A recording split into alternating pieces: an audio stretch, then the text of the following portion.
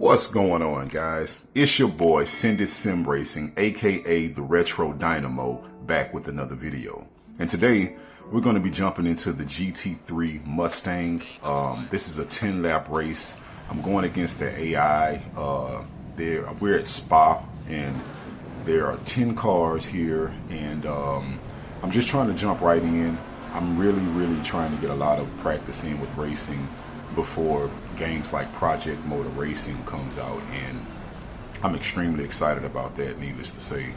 But and also Rennsport, there was a challenge yesterday where Rennsport had a Creators Cup challenge, and Jann Mardenborough was there, and he actually won the first race of the competition. There were guys like SuperGT, Steve was there. It was very entertaining, so if you guys get a chance, go and check that out. But like I said, I've been playing around also with my rotation of my wheel as I completely blow that first turn and I lose a few spots. I started off in P5 and I drop all the way to 9, I think I'm at 9 at this point, but you guys will see. I think I did actually pretty well in this race, to be honest with you. But like I was saying, I've been dabbling and fiddling with my wheel rotation, because as it stands, I started out with 900 wheel rotation, and on some of these turns, you guys can't see me because I don't have the webcam up, but I had to do like 3 full rotations on some of these turns, and I just don't think that's realistic for a GT car. So I dropped it first to 540 degrees of rotation, at which point I was still fighting with the wheel on some of these turns. And now I've dropped it down to as low as I think 300, and it's better. I had way more reaction because a few races before this, I couldn't even keep up with these cars, and it was mostly because I couldn't turn at some of these turns. So at 300, it's way better, but there are still times where I have to fight the wheel, and I have to rotate way too much to make some of these turns. But I'm going to keep it at 300 to see if maybe I need to just take my foot completely off the accelerator to make some of these turns and use some trail braking to actually make these turns. I'm trying to have the most realistic experience I can, and without real world GT experience and not a lot of sim racing friends that I can ask this advice from, it's causing me to just, I'm winging it, but I was satisfied with the feeling of the wheel in this race, and I'll get it figured out in time. But as you guys can see, I'm starting to close the distance with these guys, and my racing lines were pretty good this race, and I think that's what allowed me to catch up. I'm in the Mustang as I make contact with this guy. Now I was really cognizant of not, like this turn right here. This is one of those turns where you guys can't see it, but I'm like turning this wheel vigorously just to get it to spin around. If any one of you guys have any advice about what I should do, or if that's completely normal, just let me know. But I'm in the Mustang and I'm enjoying it. Like I told you guys, I'm going forward with the Mustang from now on, and I'm loving the straightaway speed of it, and catching these guys, and they can't really get away from me for too long. And I like the feeling of that, though in corners I do tend to struggle in corners sometimes, but all in all, I'm enjoying the race. I think I've worked my way back up to P7, or was that the original place I dropped to? I can't remember, guys. But another thing, if you guys notice the display I have, the way this was recorded, you guys can't see the steering wheel, and this bothered me to the fullest. When I was rewatching this replay, I'm like, why does this footage seem so stale? And I realized it's because I recorded the gameplay without the steering wheel visible, and this is really bothering me watching it back. But guys, I can't lie to you, this race was so long that, and it was late at night when I did this, I couldn't redo the race just to get the camera angle right. It would have been too much, guys. So as I completely blow it here, hit the wall, I didn't lose a spot, which was good, but I think, again, I'm still learning, or still trying to master the feathering the throttle on exit to get out of these turns fast enough to keep my momentum, but not fast enough to spin out. So I think that's what happened on that turn. But again, I apologize for not having the steering wheel available. I think that makes for very still gameplay from the cockpit, you know, not being able to see what the wheel is doing while watching it. So I'll be sure to fix that in the near future. And as you guys can see, I'm really getting familiar with Spa, with this track, so I kind of know where I'm going and know exactly how I want to take these turns and where to accelerate. So I'm going to start catching up to these cars really soon. I've been gradually increasing the AI difficulty. I just want to be competent enough to race with more experienced racers by the time I do get online. And I think that my online racing will probably take place when Project Motor Racing comes out. I think I want to give myself enough time to actually learn racecraft. What I don't want to do is jump into these online lobbies. And of course, I probably won't be the best, but I don't want to be so bad and so inexperienced that I'm ruining the racing experience for other people. So I want to give myself a lot of time to race and, you know, become the best racer I can be. And again, this is that turn right here. You guys can't see it, but I'm cranking on the wheel to get this car to turn around, like multiple rotations. And hopefully I figure that out. But this straightaway right here is where I tend to close a lot of distance, and going up this hill was very confusing for me at first, but again, I'm learning this track, so I'm getting better and better at that on that standpoint. But this game, let me know what you guys think about Assetto Corsa Competizione. That's what I'm playing, ACC. I love it, and I'm not trying to start any video game beef or simulation beef, but all my research I'm doing, it seems like Assetto Corsa, to me at least, outside of games like iRacing, has the most realistic car physics. The way the car rocks, the way the wheels grip, it's extremely realistic. And I've also made some online friends with other streamers who stream drifting gameplay. They play drifting, but they do it in Assetto Corsa. And the fact that Assetto Corsa has all these different mods and all these different genres of racing that people take to, it just makes me believe that Assetto Corsa does indeed have the most realistic physics. Because I mean, people that want to drift, they do it in Assetto Corsa. And I understand that it's because it's a mod, but still, I mean, if the physics were great in other games, people would just, you know, drift in other games. But they choose Assetto Corsa because I do believe that Assetto Corsa gives the most realistic foundation for a car for any type of racing or any type of experience that you would want in a car. So I would like to know what you guys think about that. That's just my assumption, and I'm brand new to sim racing, so I may be completely off. And I may be biased because this is the sim that I'm currently playing, but I can say that I am enjoying Assetto Corsa more than I did Forza. But with that being said, I think Forza has the much better option of tracks. I think Forza is much more intuitive as far as navigating through the game, and you know, just it's more user friendly to me for somebody who's brand new to sim racing and doesn't understand it well. But Assetto Corsa is by far more realistic and more enjoyable when it comes to the actual racing. I noticed with Forza that I was getting knocked off track a lot, and that was whether I played the AI or other humans. It's just in Forza, the unwritten rule is to knock your opponent completely off the track. That's the name of the game. If you're not trying to send them off the track, then you're not trying to win, basically, in Forza. So with that being said, I'm enjoying my time on Assetto Corsa. I'm still in P7 right now, and the other cars are out of distance at this point, but I will be catching up to them, I promise. You can see one in the distance.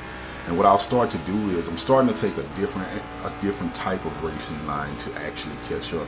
And I'm starting to wonder if the racing lines you take when you're regularly driving, or if you're in the lead, are a different type of racing line you take when you're chasing. Because when I'm chasing, I'm starting to take more inside lines than just the standard racing line, and this allowed me to catch up and even make some passes. So that's kind of interesting to me. But I cannot wait until Project Motor Racing comes out, guys. My plan is to compete in multiple classes, because on Project Motor Racing you'll be able to compete in classes like, you know, you can be a GT3 driver, a GT2 driver, all the way down to the lower classes, if I'm not mistaken, like Spec Miata and the road cars. So I plan to compete in multiple classes at the same time. Probably just two though, probably GT3 and probably something like a Spec Miata, you know,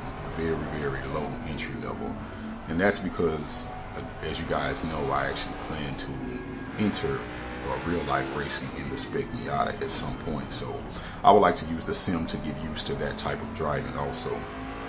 But I'm having fun with this GT3 car because mostly it's a Mustang, and the biggest difference I'm noticing between when I go from Assetto Corsa to ACC is one, the steering, because you know in Assetto Corsa, the original Assetto Corsa with the 2015 Mustang that I'm racing, the steering rotation is at 900, and I think that better represents what it would be if I was in that car on that road level, racing level. But in the GT3, you know, it's no way that these steering rotations should be at 900. So the biggest difference is that in braking earlier, everything, you have to do everything faster in this GT3, and that just makes me wonder how fast you have to be to race an F1 car. Now, I'm not a big fan of F1, but at some point I may try it out as far as sim racing, but I have to admit I'm not a big fan of F1 as far as watching the product. I would much rather watch a GT3, you know, and I think that GT3s is the best class hands down, just because the cars are familiar. You know what the cars look like, they're familiar. You see them every day, and to see them kind of souped up in competition with each other, I just think, what's more entertaining than that? Like, every day you're on the road, you see Mustangs, you know, you see Corvettes, you may see some Porsches, you see Lamborghinis, you see these different cars, and it's always like, oh, that's my favorite car, and you're like, oh, that car beat that car. So to be able to like just watch these cars compete against each other, I think is like the ultimate, the ultimate entertainment. And actually, I would think that on a high level, that the regular road versions of these cars should also have their chance to race each other, you know, without a lot of modifications. I think that would be extremely entertaining to watch, you know, like the old school Gran Turismo games where these cars were basically stock. You know, they didn't have a lot of the GT3 classes where you were racing cars that had a lot of work done to them. They were like road cars, and they were competing against each other. I would like to see that brought back to the modern day, because I think right now in modern day, I think we're getting away from the essence of what made people fall in love with these cars in the first place. And I do love the GT3, don't get me wrong. I like the structure of it, but at the same time, I would like to see the old school come back, even the stick shift. I just like the old school driving, and I think it's a place for it, and there should be a place for it. Now, as you guys can see, I'm getting very close to catching this car. I've closed the distance with the lines I told you guys that I was taking in. I'm closing the distance on him fast, and I think this is a BMW, and he just doesn't have the same speed as I successfully make the pass.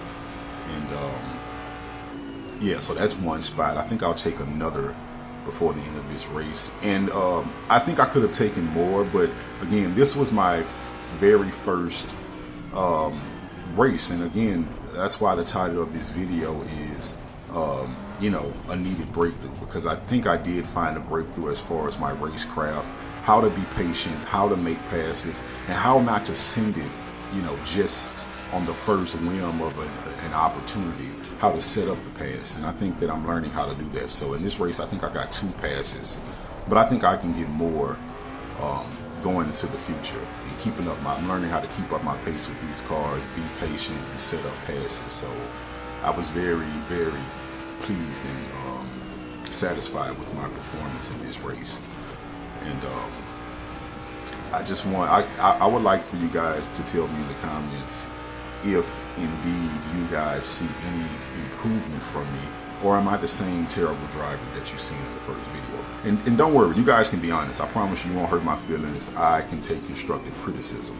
Even if my eyes start to water, just understand that I'm not crying when you give me constructive criticism. You know, 9 times out of 10, something just got in my eye. So feel free to tell me the unadulterated truth, and I'll be prepared for it, more or less. So I must be completely far behind the other guy. I must be extremely far behind. And I'm just noticing, I didn't realize the whole time I was racing that rear view mirror that's in the middle of the screen at the top. I've been looking at the one that's actually in the cab. If you can see down to the right of the screen, the bottom right of the screen, that's the one I actually pay attention to while I'm in the race. I didn't even notice that there was another one at the top of the screen. But I love Assetto Corsa, and what's kind of bothering me, or a fear of mine, is that Project Motor Racing will release, and I'll still like Assetto Corsa more. That kind of bothers me. But in the event that happens, I think that the online structure of Project Motor Racing may win me over overall, you know, and the fact that Project Motor Racing will have regular updates will probably win me over. Hopefully, if they have a Mustang, I just want, you know, as long as they have that Mustang GT3, then I'll be fine. I'll be fine. But very, very excited. Hopefully by then I have a few subscribers and that I can actually race with when I go live, which, you know, very soon I'm going to be going live, and I think that's when my channel will probably have the highest success rate as far as participation. I try to get you guys to participate with me in the comments for now, and I understand that I'm pretty much a nobody on YouTube, so you guys don't feel the need to talk back. But one day, you know, and I would love to build a community of people that I can race with on a regular basis. That way, we can more or less ensure clean racing, because that's what it's all about. It's about being able to race and having these good races. And knowing that you're not racing against people who are going to get frustrated the moment their race is not going the way they want, and just bump you off the track or block you. I've seen that on other people's channels, and I think it's kind of messed up. I mean, why get on the game if you're going to just try to ruin the race with somebody else? And really and truly, whatever reason that car was faster than you to begin with, you'll never figure it out or overcome it by bumping them off the track. You do better to, you know, accept the fact that they're faster, watch them, try to trail them. That's what I do. When I get passed up by a faster driver, I do my best to keep up with them to see what are they doing that's making them so fast, you know. And I think just by virtue of following a faster car the best you can is going to make you faster. So take advantage of a faster guy passing you and try to stick as close as you can to him after the pass. And I think this will make you a faster driver over time. So that's pretty much what I do. As I'm getting closer to this other car, I think this is going to be the other car I pass before the end of this race. And as you guys can see, that I am closing the distance. I noticed that I'm actually very good at chasing. Like when I see a car that I want to catch up to, my driving becomes much better when I'm chasing somebody else. Let me know if you guys experience the same thing. But when I'm chasing and I have the intent to pass a car, I become Max Verstappen for a few seconds, as I almost lose it right there. I get overzealous also, I have to admit. Sometimes I see these other cars, and when I get close to them, I get overzealous and I forget to feather my way on the throttle on exits, and I start to spin out. But at some point I'm going to catch up to this guy, and that'll be my second pass as I'm in P6. I think getting to P5 will put me back to where I started, which is not great, but it's decent considering that I gave up so many places earlier. So I'm guessing by my math that would be 4 places. So if I started P5 and I never lost it, and I was able to gain 4 places trying to catch up, that would have put me at P2 if I never lost those spots. I would have gained 4 spots. No, P1, I'm sorry. No, P2, sorry. I think,